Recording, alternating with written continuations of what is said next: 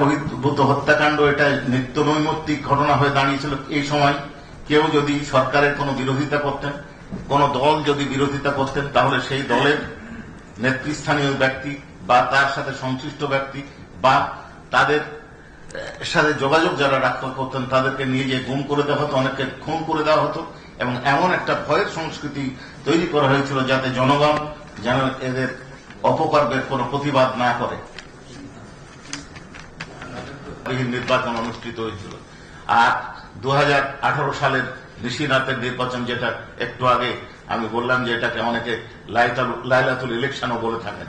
এরপরে এই 2018 সালের নির্বাচন ব্যাপকভাবে সমালোচিত হওয়ার পর তারা এক নতুন পদ্ধতি, নতুন সিস্টেম, নতুন উদ্ভাবনী শক্তির মূলে আবিষ্কার করলেন আমি এবং দামির নির্বাচন। যেহেতু বিরোধী দল কেউ নির্বাচনে অংশগ্রহণ করল না, এই জন্য তারা তাদের প্রার্থীকে দামি প্রার্থী হিসেবে দাঁড় করালেন। অর্থাৎ সরকারি দলের লোক সরকারি দলের বিরুদ্ধে কথা বলছে, সরকার বিরোধী দল বলছে সরকার দুর্নীতি করছে, অর্থাৎ বিরোধী দল মানে যারা নির্বাচন করছে, আর তাদের মহিলা সদস্যদেরকে মনোনীত করে দিচ্ছেন সরকার প্রধান। এইটা আমরা দেখেছি। এই নির্বাচনে আগের দিন এই নির্বাচনের ফলাফল ঘোষণার সময় কি দেখা গেল, প্রধান নির্বাচন কমিশনার বলছেন যে 28% ভোট কাস্ট হয়েছে। পিছন থেকে তাকে বলে দেওয়া হলো যে না, বলে দেন 42%, 40%।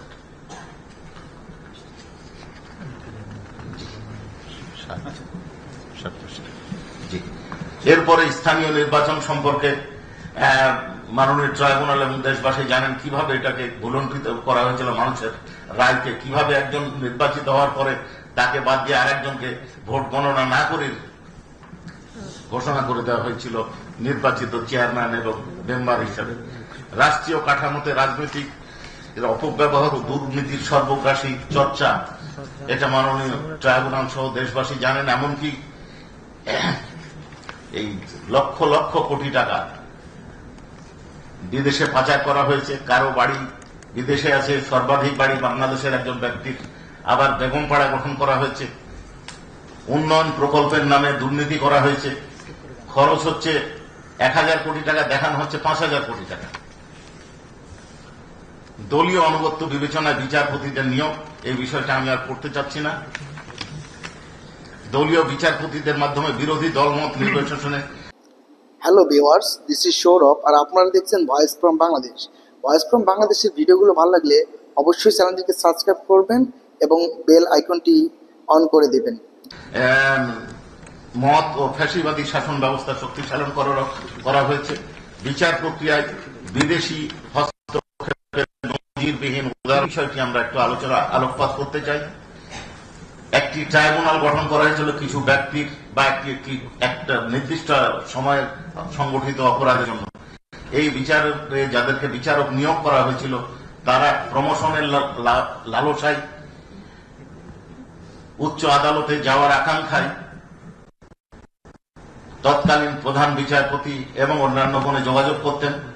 অন্যান্য বিচারপতিরা শেখ হাসিনার সাথে বৈঠক করতেন কিভাবে জাজমেন্ট দিতে হবে, কিভাবে সিদ্ধান্ত দিতে হবে, এবং এরপরেও তারা দেখলেন রায়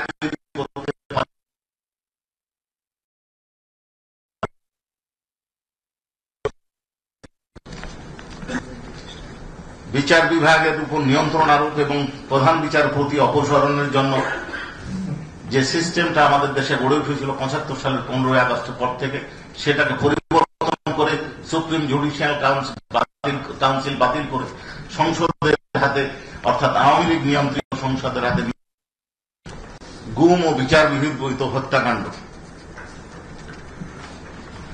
গুম এবং বিচার বহির্ভূত হত্যাকাণ্ড এটা নিত্য নৈমিত্তিক ঘটনা হয়ে দাঁড়িয়েছিল। এই সময় কেউ যদি সরকারের কোনো বিরোধিতা করতেন, কোন দল যদি বিরোধিতা করতেন, তাহলে সেই দলের নেতৃস্থানীয় ব্যক্তি বা তার সাথে সংশ্লিষ্ট ব্যক্তি বা তাদের সাথে যোগাযোগ যারা রাখতে করতেন তাদেরকে নিয়ে গিয়ে গুম করে দেওয়া হতো, অনেককে খুন করে দেওয়া হতো এবং এমন একটা ভয়ের সংস্কৃতি তৈরি করা হয়েছিল যাতে জনগণ যেন এদের অপকর্মের কোনো প্রতিবাদ না করে।